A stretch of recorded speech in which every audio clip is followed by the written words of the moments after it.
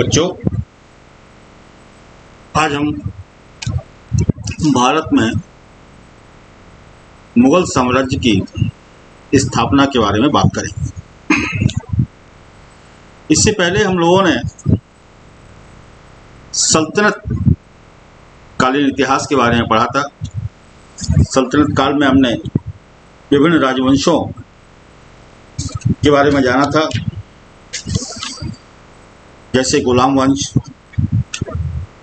खिलजी वंश, तुगलक वंश, सैयद वंश और लोधी वंश।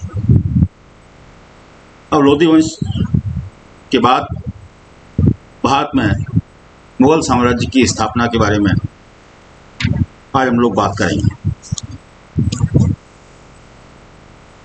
भारत के अंदर दिल्ली सल्तनत की स्थापना 1206 ईस्वी में हुई थी और इसका पतन 1526 ईस्वी में जहीरुद्दीन मोहम्मद बाबर के द्वारा किया गया। जहीरुद्दीन मोहम्मद बाबर ने लोधी वंश के अंतिम सुल्तान इब्राहिम लोधी को पानीपत के युद्ध में परास्त करके 1526 ईस्वी में एक नवीन राजवंश की नींव डाली, जिसको मुगल राजवंश के नाम से जाना गया।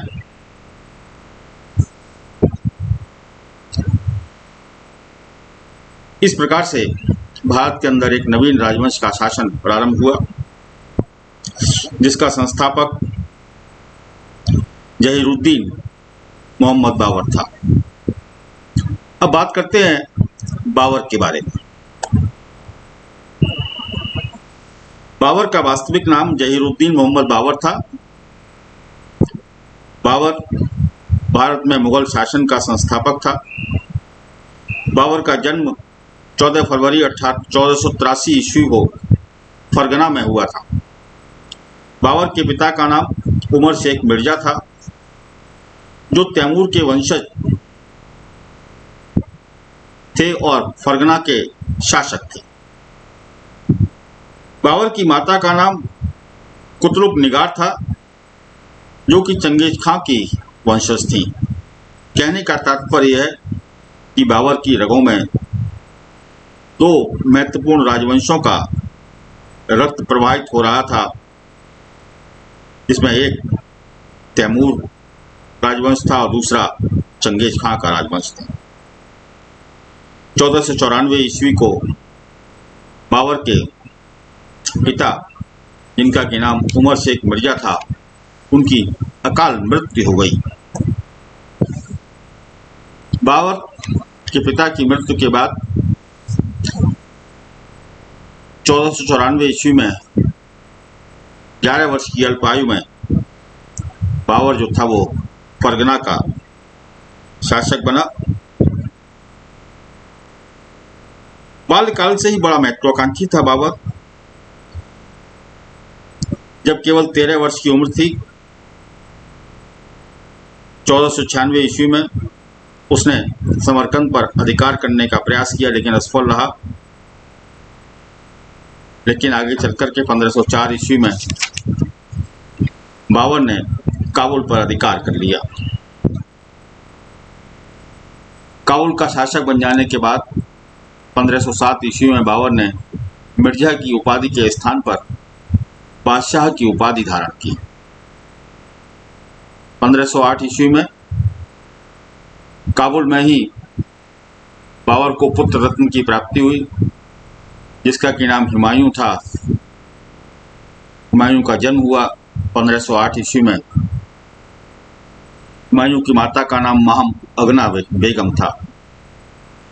काबुल का शासक बन जाने के बाद भी वह समरकंद की विजय की आकांक्षा रखता था।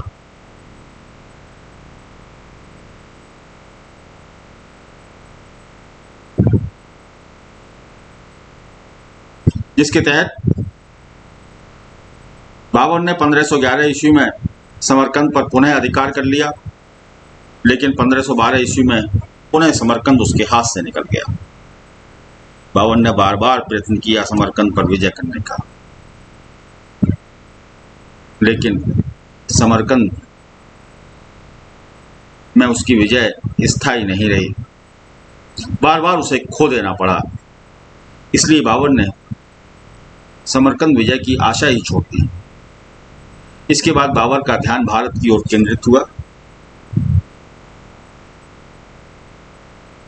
बाबर विशाल साम्राज्य की स्थापना करने की महत्वाकांक्षा रखता था और अपनी इस महत्वाकांक्षा को पूर्ण करने के लिए उसने भारत विजय को अपना ध्येय बनाया।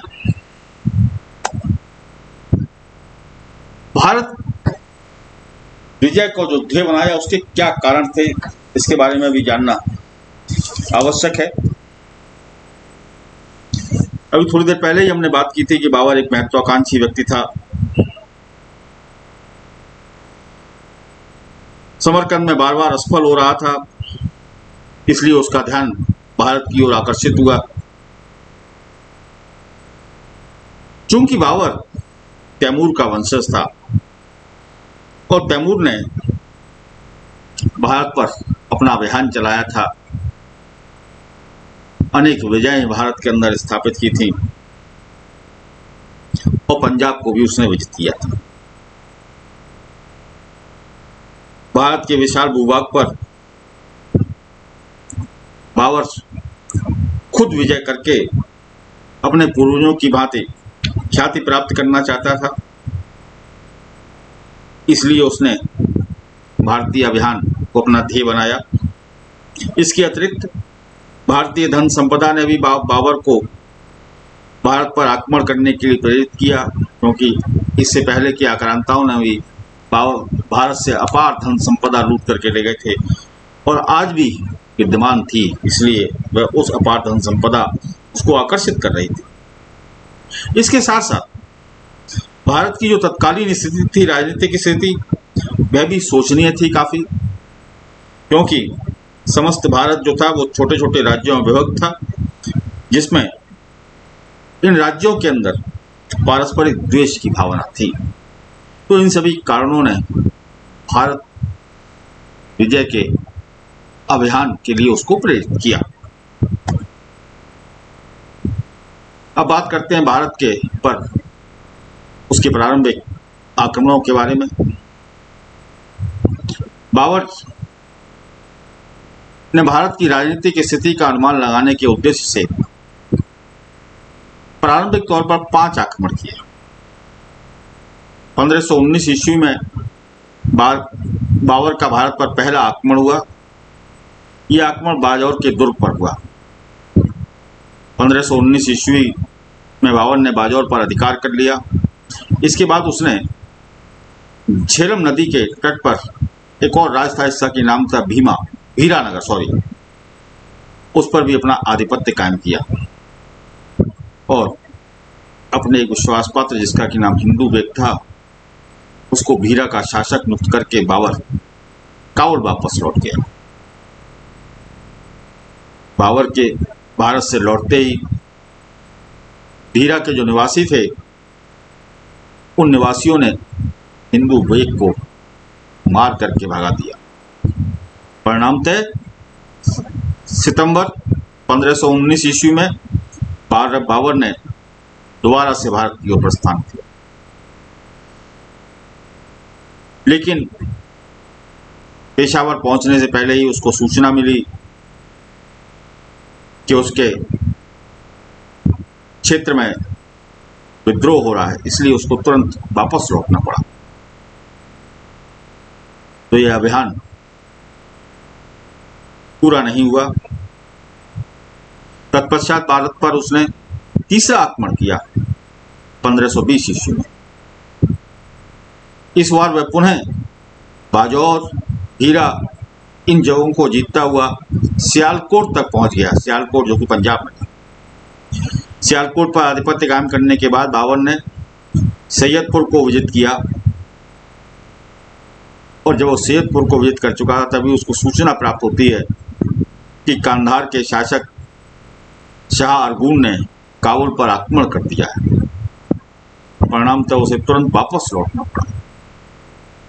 वापस जाकर के उसने कंधार पर विजय प्राप्त की और अपने पुत्र कामरान को वहां का सूबेदार नियुक्त। इसके बाद बाबर ने भारत पर चौथा आक्रमण किया 1524 ईस्वी में। 1524 ईस्वी में जब वो भारत आया, उसमें पंजाब में सूबेदार दौलत खां थे और दिल्ली के सुल्तान इब्राहिम लोदी थे। इन दोनों के बीच में मनमुटाव चल रहा था। दौलत खां जो कि पंजाब के सूबेदार थे, उन्होंने बाबर के पास संदेश भेज करके इब्राहिम लोदी पर आक्रमण करने के लिए उसको आमंत्रित किया। बाबर ने इस आमंत्रण को स्वीकार कर लिया और भारत की ओर अग्रसर हुआ। इसी बीच इब्राहिम लोदी ने, जो कि दिल्ली के शासक थे, उन्होंने दौलत खां पर आक्रमण कर दिया और दौलत खां को भागने के लिए विवश होना पड़ा।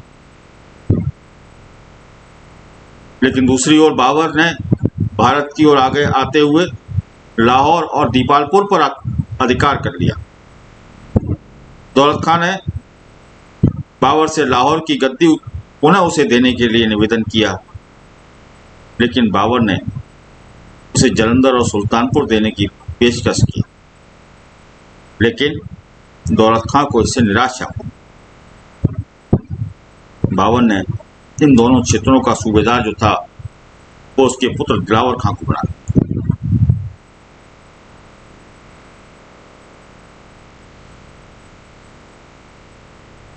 बाबर ने इसके अतिरिक्त दीपालपुर के जो सूबेदार थे, जो कि जिनका की नाम आलम खां था, जो कि इब्राहिम लोदी के चाचा थे, उनको दीपालपुर का सूबेदार नियुक्त कर दिया। इसके बाद बाबर पुनः काबुल लौट गया। लेकिन बाबर के काबुल लौटते ही दौलत खां ने पंजाब के सूबेदार आलम खां को परास्त करके संपूर्ण पंजाब पर अधिकार कर लिया। इस बार आलम खां की सहायता के लिए बाबर को काबुल पहुंचा। आलम खां बाबर की सहायता प्राप्ति के लिए काबुल गया। बाबर से उसने प्रार्थना की कि वो पुनः उसको राज दिलाने के लिए सहायता करें। लेकिन आलम खां जब भारत आया तो उसने बाबर को धोखा दे दिया और दौलत खां से मित्रता कर ली और वो दोनों लोग संयुक्त रूप से मिलकर के दिल्ली पर इन लोगों ने आक्रमण कर दिया, जहां पर कि इब्राहिम लोदी शासन कर रहे थे। लेकिन इब्राहिम लोदी ने इन दोनों को परास्त कर दिया। अब बाबर पुनः भारत आया। भारत का बाबर पर 5वां आक्रमण था, नवंबर 1525 ईस्वी में किया। इस आक्रमण के तहत बाबर ने समस्त पंजाब को अपने अधीन कर लिया और दौलत खां लोदी को बंदी बना लिया। आलम खां ने भी बाबर के सामने आत्मसमर्पण कर दिया। इस प्रकार दिल्ली पर आक्रमण करने का रास्ता साफ हो गया। बाबर दिल्ली पर आक्रमण करने के लिए अब प्रोत्साहित हुआ। अब होता है पानीपत का युद्ध।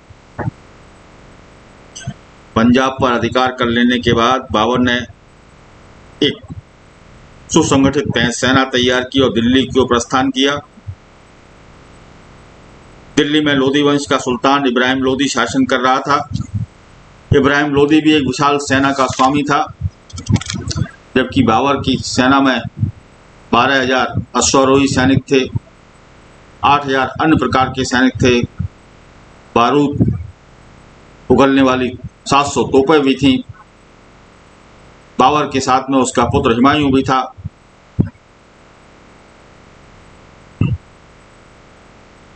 बाबर ने सरहिंद और अंबाला होते हुए दिल्ली की ओर प्रस्थान किया। जब इब्राहिम लोदी को इस बात की जानकारी हुई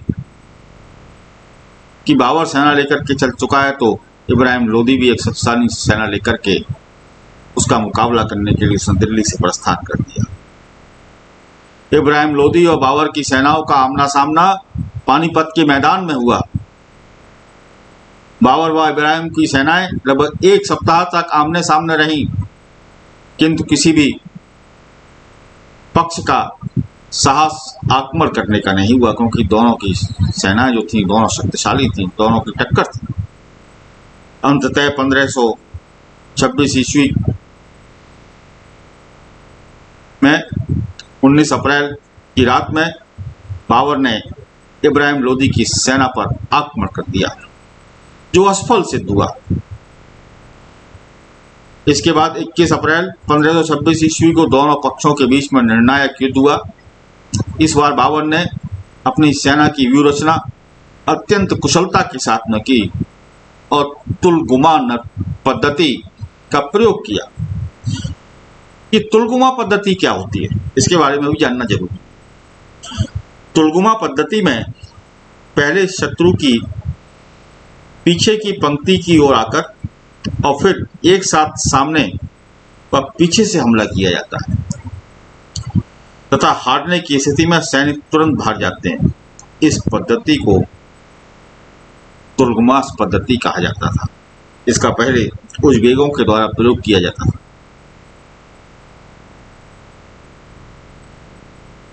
इब्राहिम लोदी की सेना को बाबर की सेना ने 3 तरफ से घेर लिया। तुलगुमा पद्धति का प्रयोग करते बाबर ने एक ओर तो तोपखाने से, 2 ओर से तीरों से इब्राहिम लोदी की सेनाओं पर आक्रमण कर दिया, जिसके परिणाम स्वरूप इब्राहिम लोदी की सेना अधिक समय तक मैदान में नहीं टिक पाई और परास्त हो गई।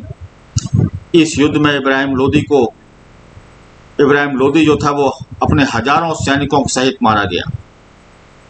पानीपत के युद्ध में विजय प्राप्त करने के उपरांत बाबर ने हुमायूं को आगरा पर अधिकार करने के लिए भेजा और एक अन्य दल उसने दिल्ली पर अधिकार करने के लिए भेजा। इस प्रकार दिल्ली और आगरा पर उसका अधिकार कायम हो गया। 1527 ईस्वी को बाबर जो था जहीरुद्दीन मोहम्मद बाबर के नाम से दिल्ली की गद्दी पर बैठा। उसके नाम का खुतबा पढ़ा गया। इसके साथ ही दिल्ली में लोदी सल्तनत का अंत हो गया और एक नवीन अध्याय का प्रारंभ हुआ।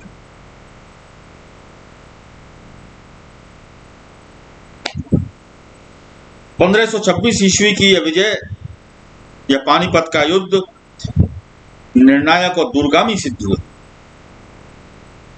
इस युद्ध के परिणाम स्वरूप लोदी वंश का पतन हो गया भारत के अंदर से, और लोदी वंश के पतन के साथ ही दिल्ली का साम्राज्य जो था वो बाबर के नियंत्रण में आ गया। बाबर ने भारत के अंदर मुगल शासन की स्थापना की। मुगल शासन के द्वारा भारत को श्रेष्ठ, सुयोग्य और शक्तिशाली शासक आगे मिले। पानीपत युद्ध के साथ ही बाबर की भारत की अगली मंजिल तय हो गई। भारत विजय की उसका दिल्ली, आगरा, कन्नौज, जौनपुर, धौलपुर, ग्वालियर, इन सभी पर अधिकार कायम।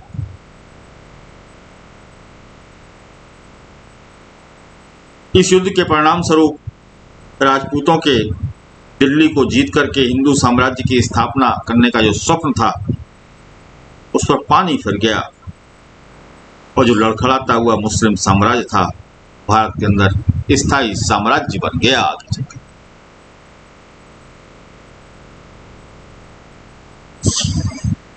अब बाबर ने साम्राज्य विस्तार की योजना को क्रियान्वित किया। इस साम्राज्य विस्तार की योजना के तहत अनेक युद्ध भारत में उसने लड़े। इसमें पहला युद्ध था खानवा का युद्ध 1527 ईस्वी। पानीपत युद्ध में विजय प्राप्त करने के बाद बाबर ने भारत में अपने साम्राज्य को विस्तृत करने का दृढ़ निश्चय कर लिया था। बाबर को यह भी पता था कि राजपूतों से संघर्ष किए बिना उसे अपने उद्देश्य में प्राप्ति नहीं हो सकती है। लेकिन दूसरी तरफ राजपूत भी दृढ़ निश्चयी थे। राजपूत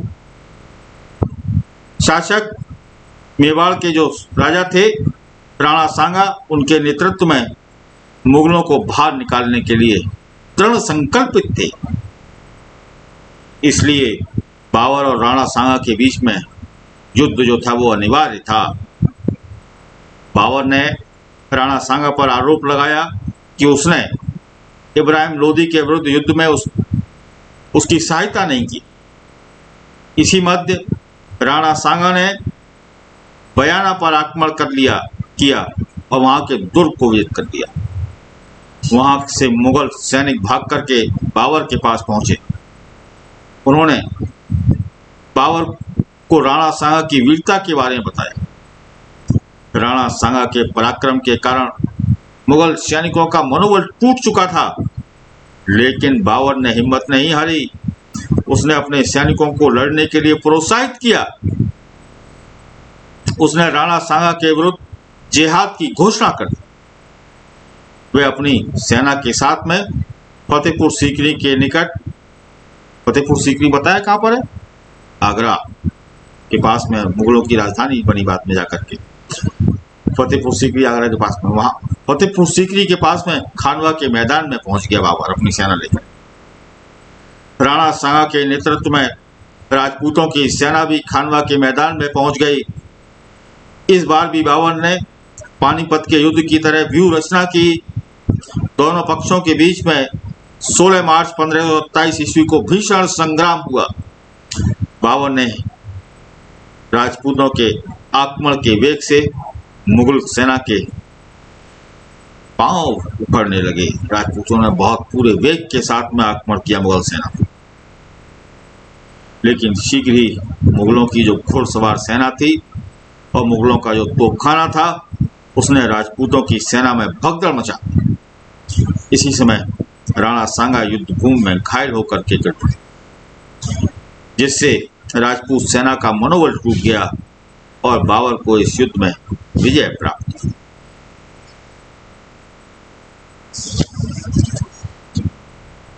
राजपूतों की पराजय के भी कुछ कारण थे।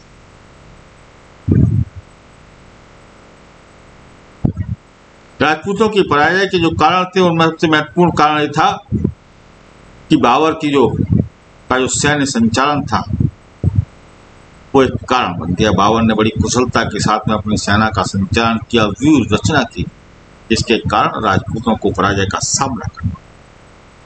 दूसरा कारण यह भी था कि बाबर के पास तोपखाना था उससे, और राजपूत सैनिक जो थे बाबर की तोपों के सामने टिक नहीं पाए और उन्हें पराजय का सामना करना पड़ा। तीसरा कारण था बाबर की तुलगुमा नीति। तो तुलगुमा रणनीति थी, उसका प्रयोग उसने पानीपत के युद्ध में भी किया था। यह नीति जो थी बड़ी कारगर सिद्ध हुई, जिसकी वजह से राजपूतों को पराजय का सामना करना। इसके अलावा एक और कारण था उनकी पराजय का कि राजपूत सेना में जो था अनुशासन का अभाव था। राजपूत सैनिकों की स्वामी भक्ति अपने अपने राजाओं के प्रति थी, न कि मेवाड़ के शासक राणा सांगा के प्रति। जबकि बाबर के सैनिक जो थे वो अनुशासनबद्ध थे और वो पूरी तरह से बाबर के प्रति वफादार थे। तो इन कारणों की वजह से राजपूतों को पराजय का सामना करना। खानवा के युद्ध में राजपूत शक्ति का एक प्रकार से अंत हो गया। इस युद्ध के परिणाम स्वरूप मुगल सत्ता को वास्तविक चुनौती देने वाली अब कोई शक्ति भारत में नहीं बची। इस युद्ध के परिणाम स्वरूप भारत में मुगल साम्राज्य की स्थापना का कार्य जो था वो सुगम। विद्वान इतिहासकार वीएम मजूमदार ने इस युद्ध के परिणामों के बारे में लिखा है। खानवा युद्ध के दूरगामी परिणाम, इसने हिंदुओं के संघ को कुचल दिया तथा बाबर और मुगल वंश का दिल्ली पर शासन सुरक्षित कर दिया, जो आगामी 3 शताब्दियों तक चलता रहा।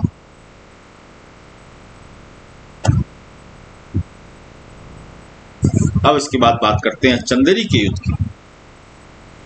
बाबर ने खानवा के युद्ध में राणा सांगा को पराजित करने के बाद चंदेरी पर आक्रमण की योजना बनाई।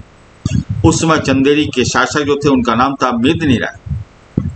मेदिनी राय ने बाबर के विरुद्ध युद्ध में राणा सांगा की ओर से भाग लिया। इसलिए बाबर जो था वो मेदिनी राय को समाप्त करना चाहता था। इसके अतिरिक्त यदि बाबर का चंदेरी पर अधिकार हो जाता है तो वह गंगा यमुना से के दोआब और राजपूताना पर आसानी से निगाह रख सकता था। इन कारणों से प्रेरित होकर के बाबर ने जनवरी 1528 ईस्वी में चंदेरी पर आक्रमण किया। चंदेरी के राजपूतों ने बाबर का बड़ी वीरता के साथ में सामना किया, लेकिन अंततः उनकी पराजय हुई। 19 जनवरी 1528 ईस्वी को चंदेरी पर बाबर का अधिकार हो गया। अब बात करते हैं घाघरा के युद्ध की। पानीपत के युद्ध में इब्राहिम लोदी अर्थात अफगान शक्ति का विनाश किया था बाबर ने। पानीपत के युद्ध के बाद भी जो अफगानों की शक्ति थी वो पूर्ण रूप से नष्ट नहीं हो पाई थी। इब्राहिम लोदी का भाई महमूद लोदी अफगानों को संगठित कर रहा था और बिहार में बाबर के विरुद्ध युद्ध की तैयारी कर रहा था। इसलिए उसका दमन करना आवश्यक था। अतः बाबर बिहार की ओर रवाना हुआ। महमूद लोदी को बंगाल के शासक नसरत शाह से सहायता प्राप्त हो रही थी। इसलिए बाबर ने सबसे पहले नसरत शाह से बातचीत का प्रयत्न किया, लेकिन नसरत शाह ने इस पर कोई ध्यान नहीं दिया। इसके बाद बाबर ने नसरत शाह को चेतावनी देते हुए मार्ग देने को कहा।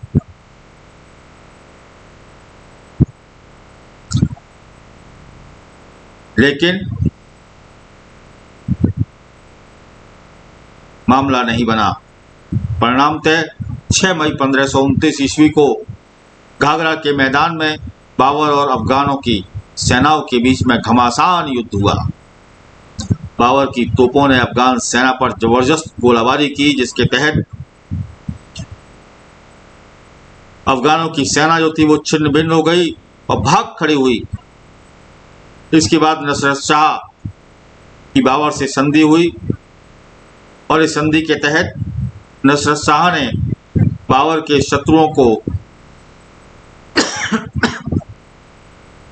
शत्रुओं को शरण न देने का वायदा किया।